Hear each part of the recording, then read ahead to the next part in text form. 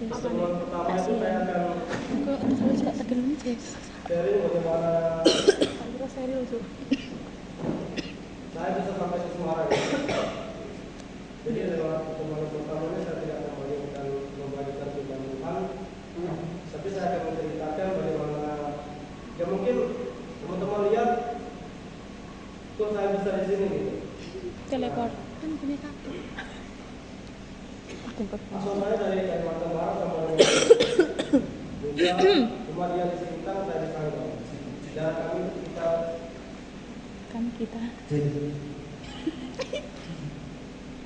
jarak kami sekitar berapa jam ya Musa? 4. Iya kan? Masa kan? Pokoknya sekitar 4 jam itu. Jam 2. Saya dari Sago itu sekitar 2 jam masuk ke pedalaman ke kampung. Itu tepatnya di kampung Selawu.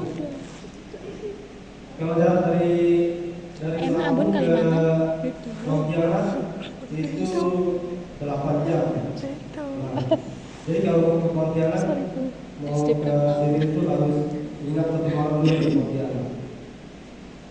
Saya kelahiran 96, tepat tanggal 29 Oktober. Waktu dulu itu 96, jadi siapa yang ada ke 96? Sampean. Gak ada ya? Andra.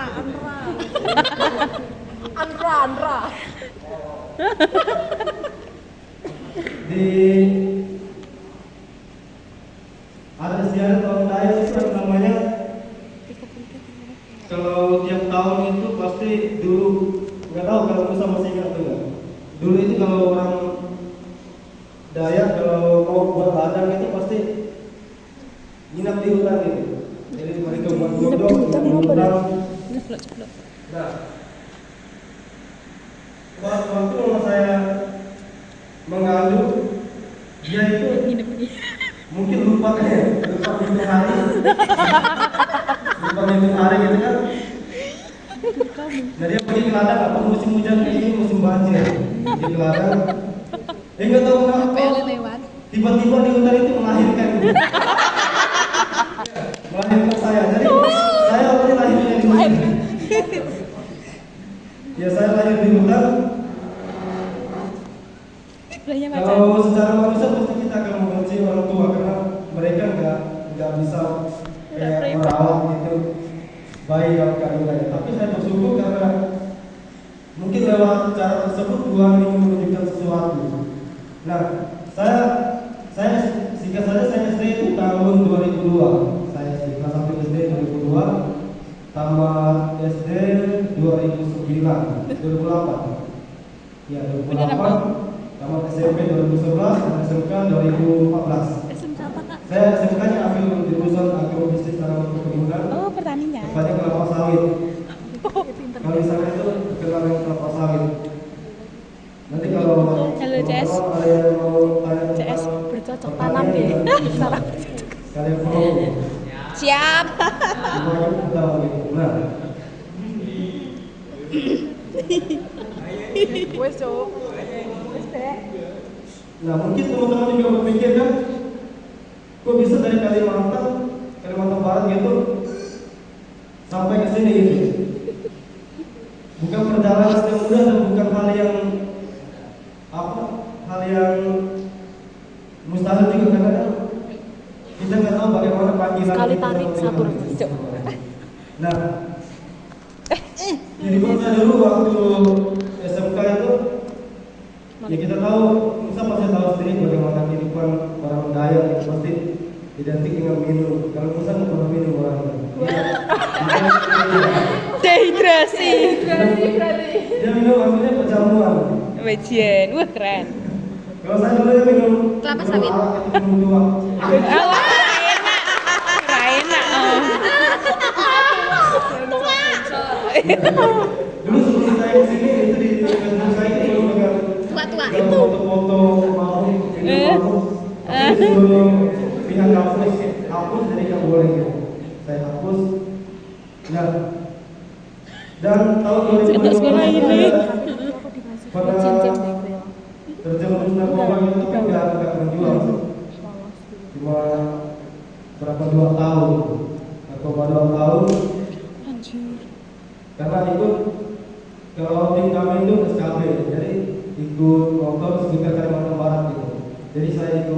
goyang anak Vespa.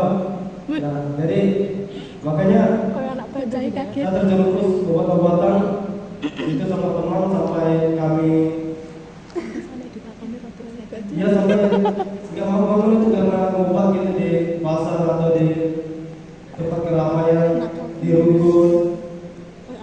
Jadi dunia malam lumayan saya cicipi. Nah, Aldo tadi carry kok. singkat cerita di tahun 2000 berapa ya? 2018 ada seorang misi datang dari Manado. Ceritanya datang dari Manado, itu namanya Johnson Mangsa. Dari Manado. Utang gone bahku. Dia ke kampung. Nah, ada dari mama saya ini kan seorang majelis, seorang pengurus gereja. Ulama, tak kira masih sebelah. Dia bilang di situ berbincanglah kami. Dia bilang saya ada tawaran katanya. Kamu mau nggak ke Semarang? Ngapain kok? Saya bilang. Apa juga saya di Semarang? Di sini aja saya udah kerja gitu kan. Udah kerja di Tak Sawit. kira lucu banget ya. Dia bilang, adik mesti lebih gede ya. memang kamu udah kerja ya, kayak gitu. Tapi bukan itu yang kamu maksud. Tapi mau kamu tuh mulai pelayanan di gereja kayak gitu kan. Saya berpikir kan ada yang dari Jakarta itu, yang dari sekolah tinggi Immanuel Nusantara itu still mereka kayak praktek 1 tahun di kampung itu. Saya lihat ngapain juga saya ambil bagian dalam pelayanan. Jadi mereka juga nggak seperti yang kita bayangkan gitu kan. Pendeta juga ya gimana juga baiknya gitu pemikiran saya dulu. Jadi saya menghindar gitu. Nah, setelah beberapa tahun kemudian Om Johnson ini balik lagi gitu ke kampung, seperti memaksa kedua orang tua saya, tapi saya tetap nolak. Akhirnya saya pindah ke Sanggau itu kabupaten, jadi jarak sekitar 2 jam dari kampung. Nah, pindah, saya kerja di dalam. Di dalam waktu kerja di dalam itu banyak sekali job saya, kok banyak duit gitu lah, karena banyak juga teman. Nah, nggak tahu kenapa malam-malam itu kami mabuk, saya jatuh dari motor hampir ditabrak bis gitu. Hampir 3 kali saya ditabrak bis, tapi nggak mati. Nyawone akeh. Iya, karena masuk hari segala apa itu. Nah, nggak tahu habis itu saya balik ke kampung lagi. 1 tahun kemudian, berarti 2020 itu Johnson datang lagi ke kampung itu. Saya bilang sama Om Johnson, saya akan coba. Pas di tahun 2022 saya berangkat ke Semarang. Itu dulu saya nggak ada jalan. Om Johnson tahu benar bagaimana ekonomi keluarga kami, yang nggak seperti yang mereka yang teman-teman bayangkan. Kenapa bisa ke Semarang? Semuanya karena Tuhan. Saya itu berangkat aja di hasil iuran keluarga. Saya berangkat ke sini. Jadi orang tua nggak punya duit. Ada sawit, tapi buat bayar motor saya di kampung itu ada motor 1. Terus juga buat biaya nikah adik saya kemarin tahun 2022 kemarin. Nah, jadi saya berangkat ke Semarang itu hasil dari iuran keluarga, tepatnya 1.800.000. Saya bawa duit kemarin, ya lebih dikit lah karena buat ongkos di jalan. Saya berdoa sama Tuhan. Saya kan nggak pernah naik pesawat, tiba-tiba hilang. Pokok prinsip dari kampung itu udah mulai muncul di kepala itu. Pokok hajar aja di pesawat itu. Nggak berdiri aja. Saya pinter, nggak perlu apa gitu. Berangkat jam 9, jam 6 saya udah di bandara. Bayangkan 3 jam. Karena takut kenapa? Karena cerita orang kampung, di pesawat katanya banyak pencuri. Jadi dokter kamu harus kamu simpan baik-baik. Tas kamu balik ke tas kecil. Dengan susah payah saya balik ke tas. Dokter saya masukkan ke baju. Bajunya ada 3 lapis. Ada 3 lapis itu di kantong. Kata waspada. Berbuat-buatnya sampai di bandara. Beda di Jafro cici urung entok orang. Mereka baik orang yang seperti yang orang kampung bayangkan. Sebenarnya saya mau naik kapal kan, cuma tapi tenggelam. Bisa ada Yang saya coba-coba. serukan kalian pasti. Ini Nah, semua ada semua. tanggal 23 bulan 7 saya berangkat sampai ke Semarang itu sekitar jam 5. Jam 5 sore. Itu perjanjian dengan Toko hajar dengan mau Kak saya Daud dulu. itu. Musa pasti kenal Kak Daud. Ada. Enggak. Oh, kalau kenal jangan bilang. Perjanjian itu dia akan jemput gitu. Enggak tahu kenapa pas saya telepon mobil yang di STT itu semuanya pada dipakai, jadi gak ada mobil. Kata Kak Daud bilang, kamu sama aja sendiri, nanti saya kirim alamat ini. Saya bingung kan di bandara sendiri, mau cek sama siapa, gak ada teman di sini juga, mau minta bantu sama siapa gak ada. Saya dulu gitu dari dekat jalan ini duduk, tiba-tiba datang orang tua. Nah, sini saya antar ya, saya mumpung saya lewat STTK Alo, berpikir saya kan kok orang tua ini tahu gitu tujuan saya ke sana. Tapi saya nggak ada duit Pak, sisa duit saya cuma 200. Nah, itu saya bayar dia biarkan orang itu. Pokok dia itu nyupir taksi. Nah saya masuk nanti kalau mungkin orang jahat mungkin diculiknya saya mengambil hijab juga nggak tahu saya. Mobil hijau. Tapi saya nekat sih kalau mereka mau culik ajar gitu kan. Hajar ya. Karena prinsipnya masih prinsip kampung gitu. Baik sensor nek baik kowe. Nah, Hajar terus kowe. Aku bisa bayangin. Di STT baru saya berpikir berapa bulan kemudian berpikir ngapain saya di sini gitu. Di sini saya belajar firman Tuhan, belajar musik. Di sini juga enggak setelah melewati itu pasti di sini enggak di STT enggak seperti yang orang bayangkan di kehidupan pendeta di sana.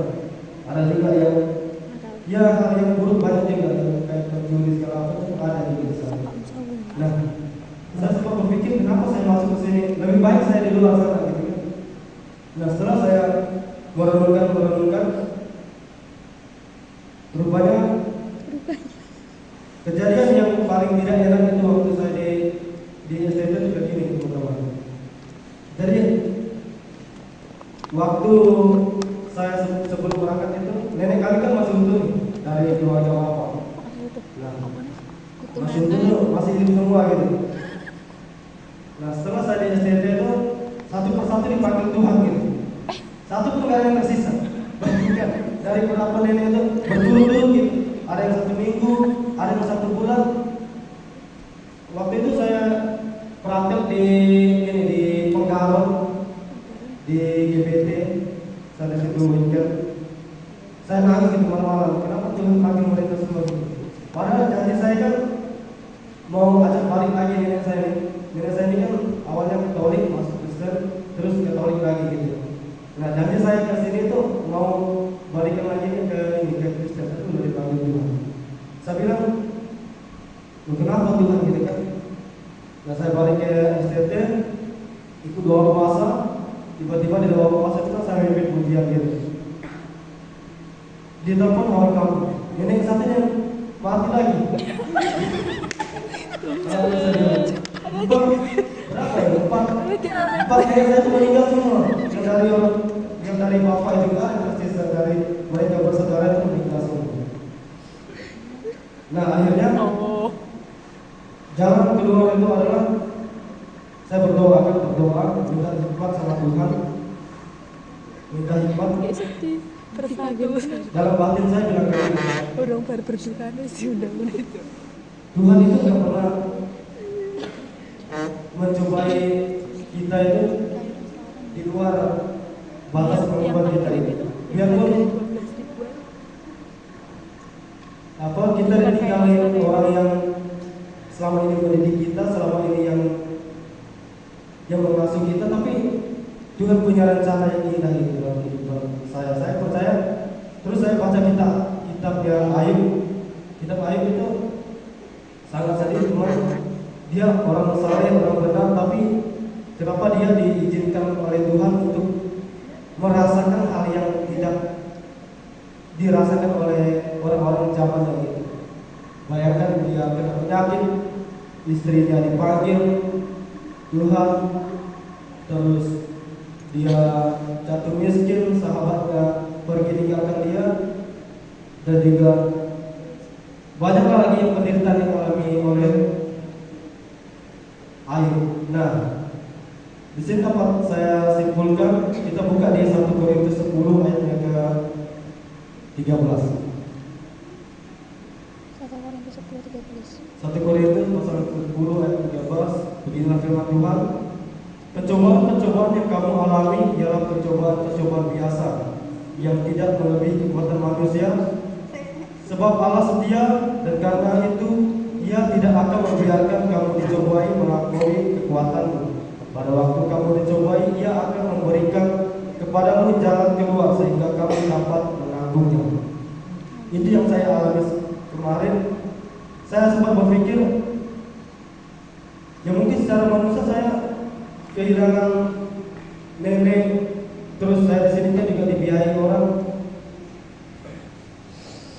Ya mungkin di luar itu lah pemikiran, karena bisa membentuk kita nggak jelas juga kalau kita lagi depresi segala apa itu. Nah, tapi saya belajar dari Ayub bagaimana Ayub itu sabar dan dia mengalami pemulihan. Nah, begitu juga dengan saya mengajak teman-teman di sini, bagaimana kita tetap mengandalkan Tuhan dalam kehidupan kita gitu. Mulai dari hal yang sederhana, nggak usah yang berpuasa sampai 40 hari seperti Tuhan Yesus juga. Hal yang sederhana yang dapat kita lakukan ya kayak gini, berkumpul, beribadah, berdoa, saling mengasihi. Nah kayak gitu teman-teman.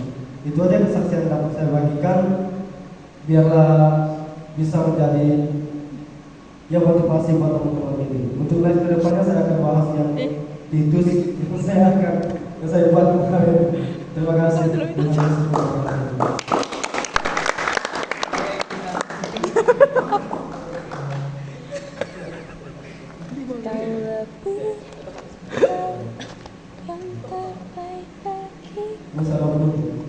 Usaha kau penutup.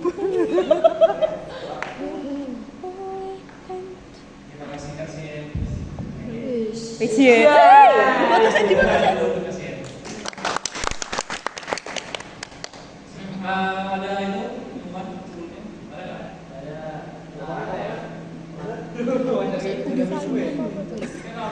Ada nggak? Ayo. Apa? Neng Kretek Singaraja. Apa? Bendungan yo. Bendungan. 30 nggak bisa. Tanggal 20 besok ada ibadah lagi. Tanggal 20. 20 tanggal 20. Hari Sabtu. Kan ini yang minggu pertama dimajuin. Diundurin. Terus besok tanggal 20. Iya toh. Bendungan. Walah. Jogja toh. Jujur. Nganu. Wonosobo. Alah, bener kau orang sabun tang namanya lu. Bisa semua nggak kalau berangkat gitu? Kita dari semua. Adik-adik. Bisa dari Izin sama orang tua ya. Izin ya. Itu kalau jadi. Bilang dulu. Naik Jangan apa? ya. Naik apa? Soalnya kalau kita motoran susah. Tuh tadi. 20.000 per orang cukup ya? Enggak. Kalau sama makan enggak. 50 per orang. Kan kalian habis dapat THR semua toh. Berapa jajan? Cari tempat Apa? Jajan Ambarawa. Kemana? Ambarawa. Ayo. Bawen. Kemana? Oke, nanti kita doa dulu. Ya. Terima kasih Tuhan, terima kasih Kristus untuk hari ini kami telah beribadah bersama-sama Tuhan. Terima kasih untuk nama-Mu, kasih yang menyampaikan kebenaran firman Tuhan. Kau berkati kehidupannya, Kau berkati kuliahnya, Kau berkati pekerjaannya, juga untuk perencanaannya ke depan dan percaya bahwa Kau akan berkati